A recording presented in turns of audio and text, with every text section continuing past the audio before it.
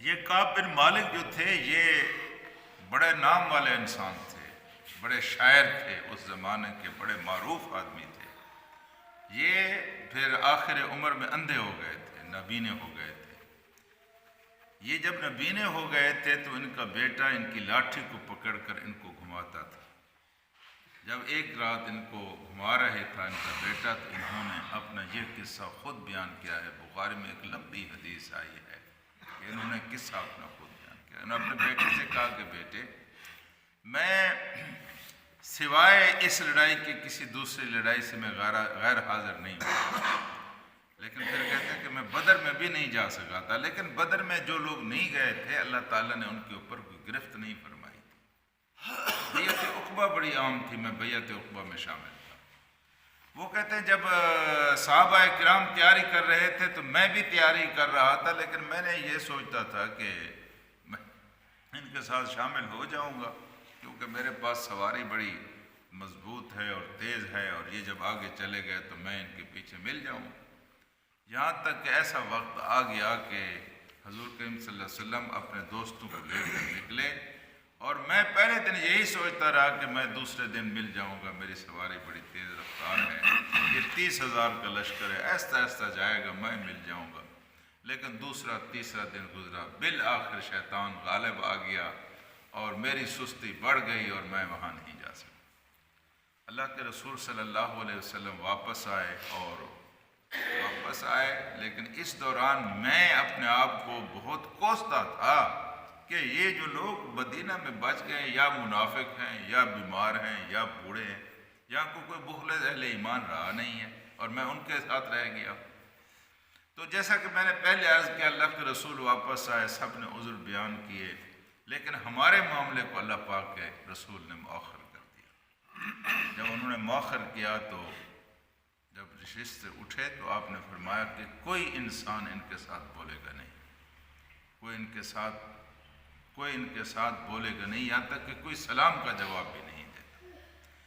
یہ کہتے ہیں کہ میرے دو ساتھی جو تھے وہ تو گھر میں بیٹھ گئے، لیکن میں جو تھا میں بازاروں میں بھی چلتا تھا، نماز بھی پڑھتا تھا، مسجد نبوی میں آتا تھا، لیکن جب میں مسجد نبوی میں آتا اور میں سلام کرتا تو میں حضور کریم صلی اللہ علیہ وسلم کے ہونٹوں کی طرف دیکھتا رہ جاتا کہ سلام کے جواب میں آپ کے ہونٹ ہلے ہیں یا نہیں ہلے، لیکن آپ کے ہونٹ نہیں ہلتے تھے، کوئی میرے سلام کا جواب نہیں دیتا تھا۔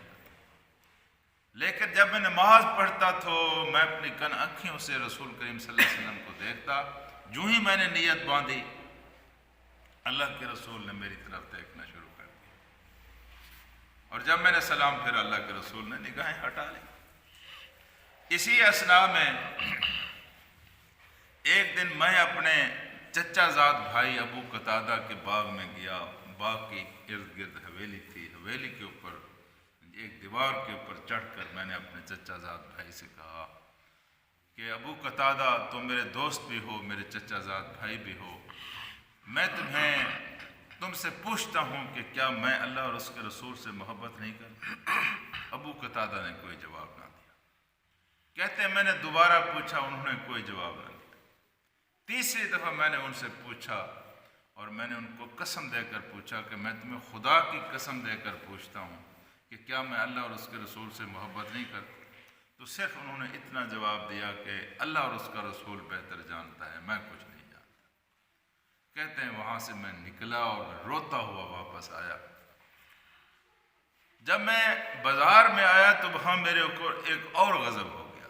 وہ کیا غضب تھا کہ شاہ غسان نے ریشم کے اندر لپٹا ہوا ایک خط ایک ایلچی کے ذریعے مجھ تک پہنچایا، جس میں لکھا ہوا تھا کہ کعب تم بڑے کام کے آدمی ہو، تمہارے صاحب نے تمہاری رہبری کی ہے، تم اس طرح کے بندے نہیں ہو کہ تمہیں ضائع کیا جائے، آپ ہمارے پاس آ جاؤ، ہم تمہاری قدر کریں۔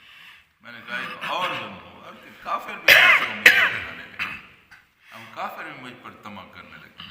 میں فوراً گیا اور میں نے اس خط کو چولہے میں ڈالا اور اس کو جلا دیا۔ 40 دن اس طرح گزر گئے حضرات۔ 40ویں دن اللہ کے رسول کا پیغام آ گیا کہ اپنی بیوی سے بھی علیحدہ ہو۔ میں نے عرض کیا یا رسول اللہ کیا میں بیوی کو طلاق دے دوں؟ آپ نے فرمایا طلاق نہ دو، بس علیحدہ ہو جاؤ۔ پھر علیحدہ میں اپنی بیوی کو گھر بھیج دیا، ان کے ماں باپ کے گھر بھیج دیا۔ اور سچی بات یہ ہے کہ پھر کیفیت یہی تھی جو قرآن حکیم میں بیان ہوئی ہے کہ ذاقت علیہم الارض بما رحبت، کہ زمین اپنی فراخی کے باوجود تنگ ہو گئی ہے۔ 50 دن اس طرح گزرے۔ 50ویں دن میں کمرے کی چھت کے اوپر بیٹھا ہوا تھا کہ آواز آئی، مالک تمہیں مبارک، اللہ نے تمہاری توبہ کو قبول کر لیا۔ یہ کہتے ہیں کہ میں سجدے میں گر گیا، اور پھر میں نے دیکھا کہ تانتا بندھا ہوا ہے، لوگ آ رہے ہیں، مبارکیں دے رہے ہیں، مبارکیں دے رہے ہیں۔ میں اللہ کے رسول کی خدمت میں حاضر ہوا، میں نے ان سے عرض کیا، یا رسول اللہ کیا میری توبہ میں یہ بھی شامل ہے کہ میں اپنا سارا مال اللہ کے راستے میں دے؟ آپ نے فرمایا نہیں، کہا تم ایک تھوڑا سا حصہ دے دو، باقی اللہ تعالیٰ معاف کرنے والا ہے۔ چنانچہ میں نے جو خیبر کے مال غنیمت میں سے جو حصہ ہے تو وہ رکھ لیا، باقی سارے کا سارا اللہ کے راستے میں دے دیا۔